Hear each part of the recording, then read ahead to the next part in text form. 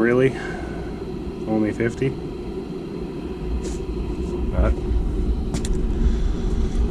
it's probably about as good as we're gonna get. For now, anyways. So I guess it's about time to get the DSM out.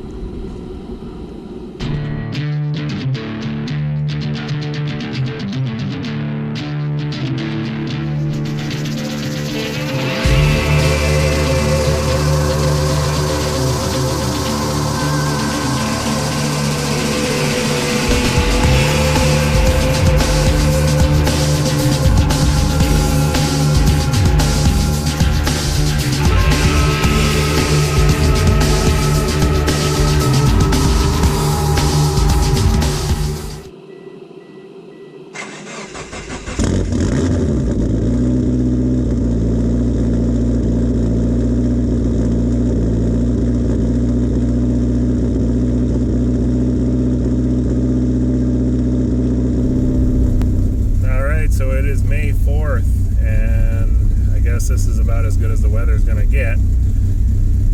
It's been a shitty spring. It's been cold. We had snow last week, so it is what it is. That's part of living in the north. You never know what you're gonna get. So I put the plates back on the car last night, so it is officially legal to run on the road again. So we'll start with our spring maintenance. I've got to do the fluid changes, do the engine oil, transmission oil, transfer case fluid, rear diff fluid. Everything was changed last year, but when you push the car hard, you got to keep up on top of this and do it often. Oil's a lot cheaper than repairing something, so I like to keep my fluids nice and fresh. I do my oil changes about once every 1,500 to 2,000 miles, and the transmission fluid and other driveline fluids about once a year. So she's running, idling on her own. We'll back her out of the garage where it's actually warmer outside than it is in the garage right now, so I'm going to back her out and do the fluid changes outside, and we'll get her ready.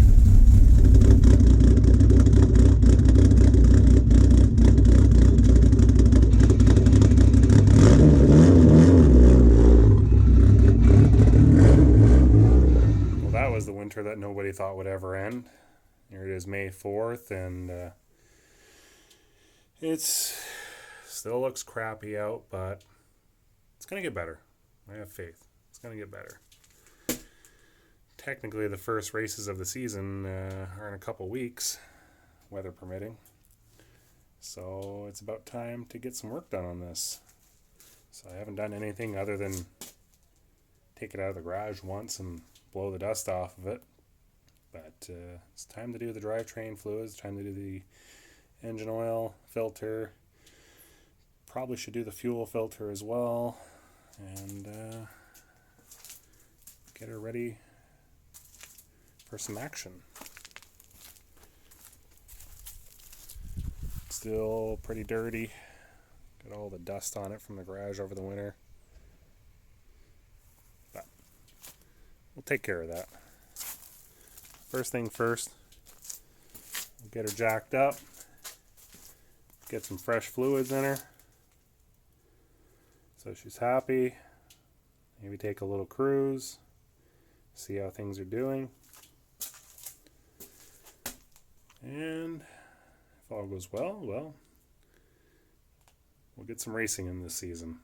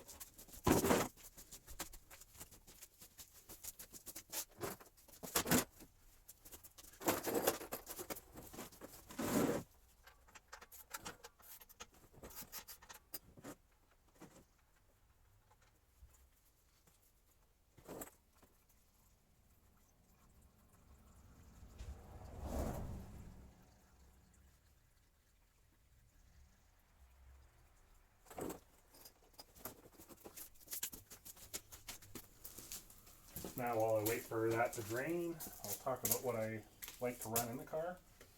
I like to run the wicks or the OEM filters in the car, as well as Valvoline VR1 conventional.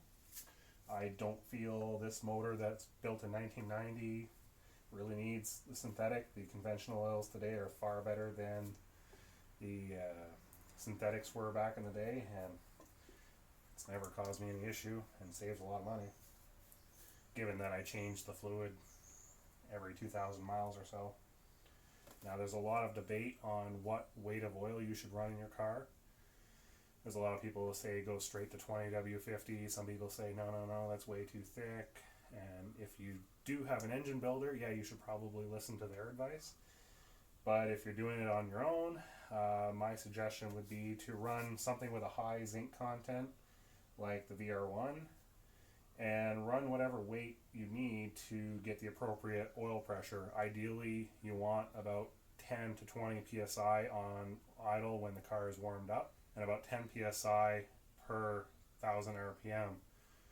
So give or take about 80 to 90 psi max. So what I found with my engine, it's built with looser tolerances than stock, but any engine that's well worn will kind of fall into this category as well, where 10W30 may not be quite thick enough. And especially if you're going to push it to above stock power levels, I feel you should run as thick of an oil as possible while maintaining the proper oil pressure. Keep in mind, if you have a balance shaft delete, that automatically brings up your oil pressure, so if you haven't ported the oil filter housing, you probably should do that anyways, and use the appropriate oil that gets you there.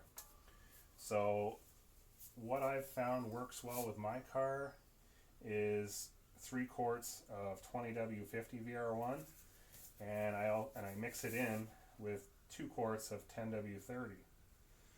So that makes a total of 5 quarts as well, which is more than the full level on the dipstick. But the way that these engines stack up oil in the head when you sit at high RPM for long duration, you really don't want to get into a situation where your oil pickup starves for oil, because that's just bad for everything. You're better to have too much oil in the car and have it froth a little bit than starve it for oil, because that's just going to kill your bearings no matter what. So the VR1 also is very good for not frothing. There's a lot of people who will run Rotella T5, T6, whatever, and it is an oil predominantly designed around a diesel application, where typical red lines are 3,000 to 4,000 RPMs, where our engines, especially when we start pushing them, can see 8,000, 9,000 RPM. Couple that with the detergents in the oil, and you can see a lot of aeration of the oil, or foaming, whatever you want to call it. So just to be on the safe side, the VR1, there's also the Brad Penn oils. They have a high zinc content. I really don't like Royal Purple just because there's so much marketing hype in their products, but their HPS also has a high zinc content, as well as other minerals and whatnot that are good for the engine. That's another option. If anybody is looking for something else that they can't find, Force Performance has put out a PDF that has a whole bunch of oils that they've tested for thrust bearing wear on their turbos. And so thrust bearings in the turbo, bearings in the engine, they play hand in hand. And whatever, if the protection is not there, they both kind of handle it the same. So if the thrust bearings in your turbo are wearing out, well, you can be sure that the bearings in your engine are not liking it either. So that was a good test that they did. They put that information out there years ago. So because of that, we have some good recommendations to use on these motors. I've run the VR1 for 7 or 8 years now, and in that time I've never had a bearing failure in the engine. So this is what I stick with. It works for me. It may not work for everybody, but it is cheap, readily available, and a very good oil. So this is what I'll stick with, unless I find something better. Now, as far as filters go, I like to use the Wix or OEM filters. I believe that Wix is actually the manufacturer of the OEM filter, and you can get these for think I paid $4 or $5 a piece, shipping included. So that's like the price of a Fram filter. So why would you even go with one of those when you know these are good quality? These have the anti-drain back valve, as well as a better seal around the lip that doesn't blow out occasionally. So I'll stick with that. This is the 2G style. You can get them in the 1G style or also the Evo style. They're all interchangeable on a oil filter housing. Just pick the one that fits your needs the best. This is a 6-bolt in here, but I am running a 2G style filter. Like I said, you can run any of those three. Pick the one that fits your car the best. Another thing I suggest you do, if you haven't changed it within the last year or so, change the O-ring on your filler cap gasket. Mine, I did it last year. It's still nice and soft and pliable, but as soon as that starts to get a little hard and brittle, you end up with oil in your valve cover or elsewhere. So it's like $2 every year. Throw a new one on, and you won't have any leaks, won't have any oil in your spark plug tube. And top it up.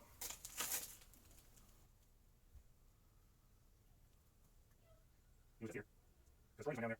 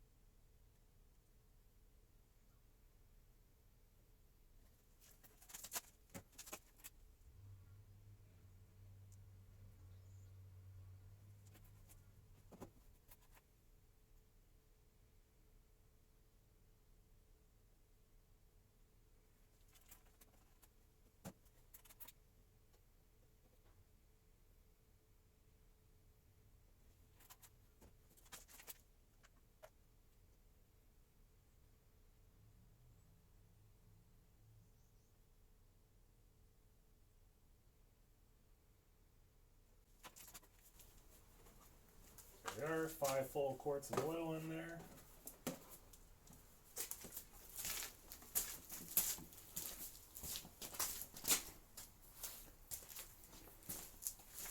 I'll give it a little start to circulate the oil.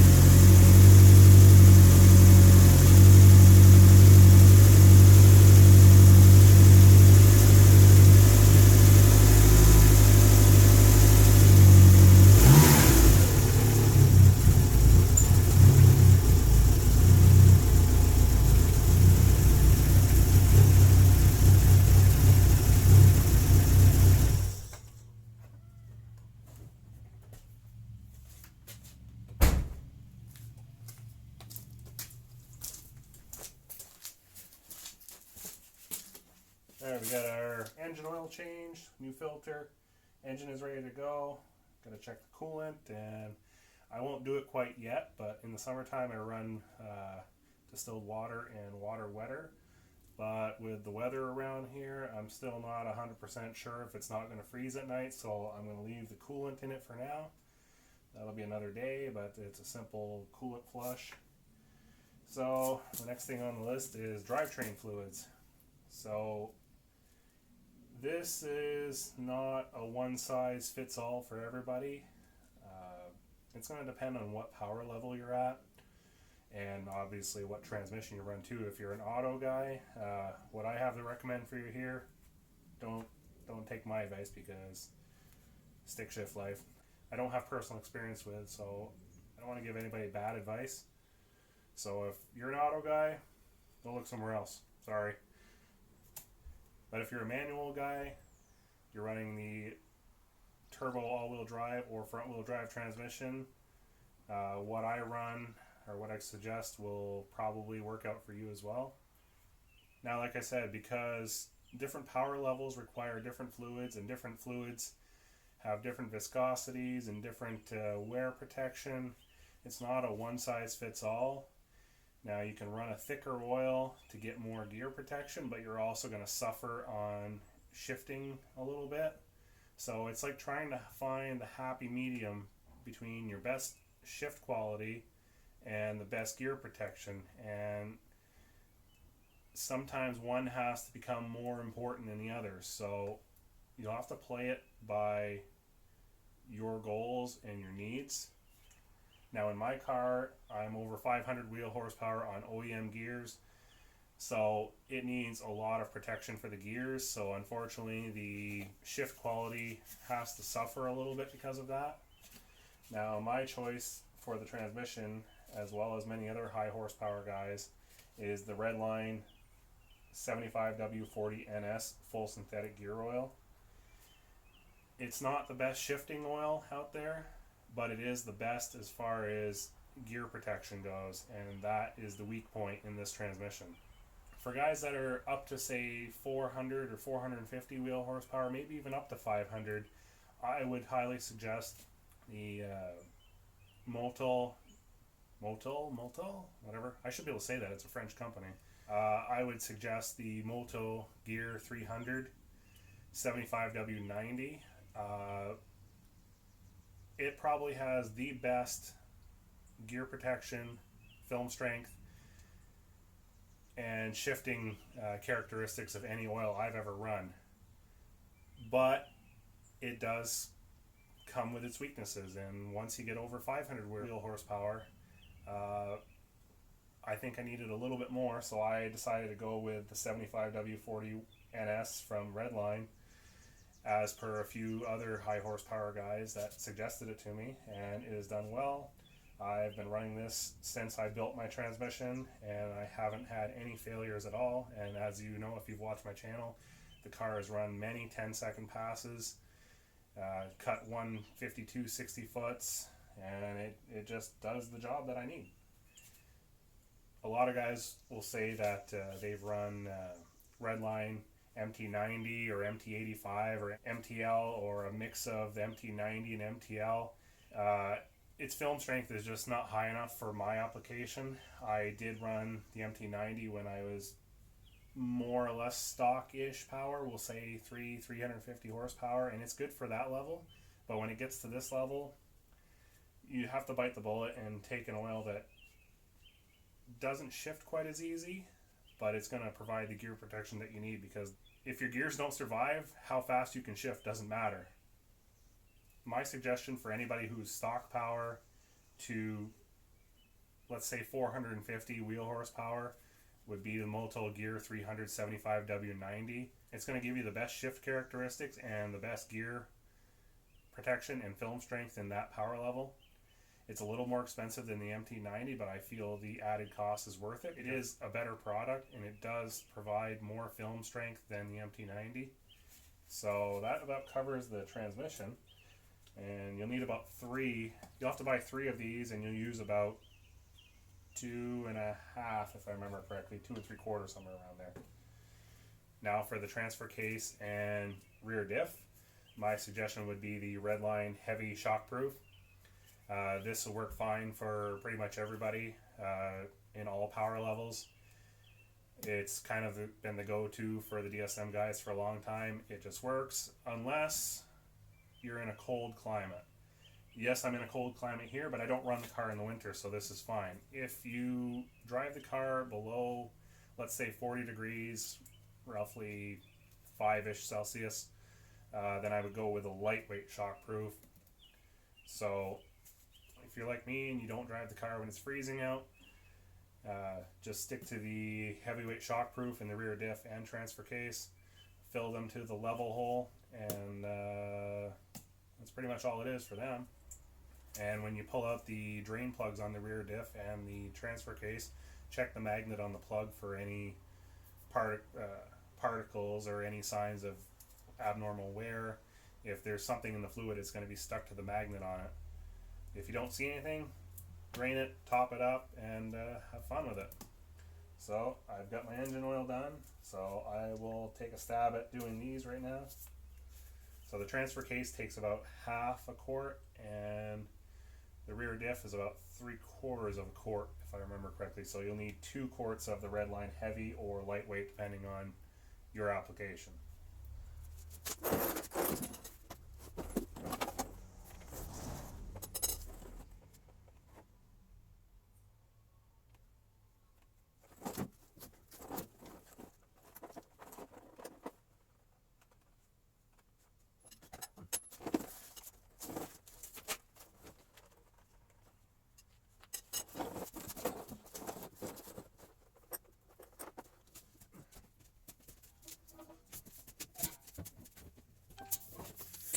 Go. Thanks.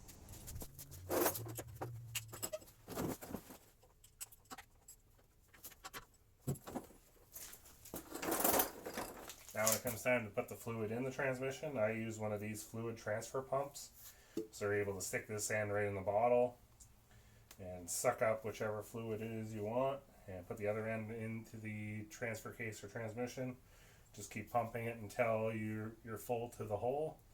And that's about it. That makes a really nice, easy way to put it in. I've tried to do it with hoses and funnels, and it just makes a mess. So for like 15 bucks, you can pick yourself up one of these, and that's the easiest way there is to do it that I've found.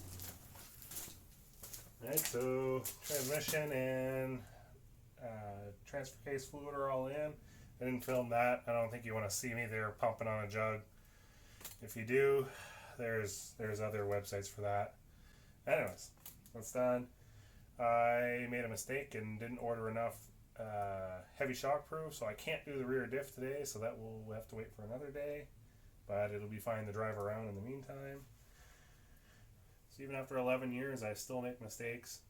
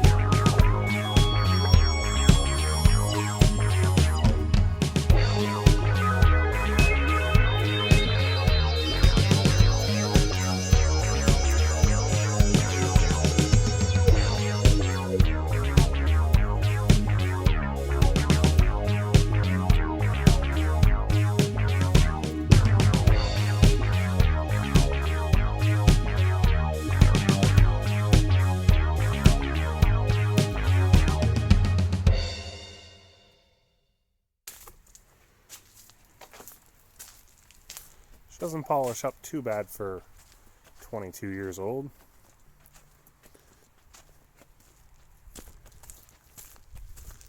Just a quick wash for now. Didn't even use any soap.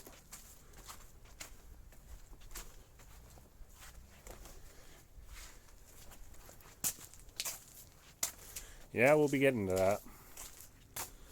This is out of the garage now, so that makes room. See where I'm going? Priorities. Alright, so that's about it for my spring prep.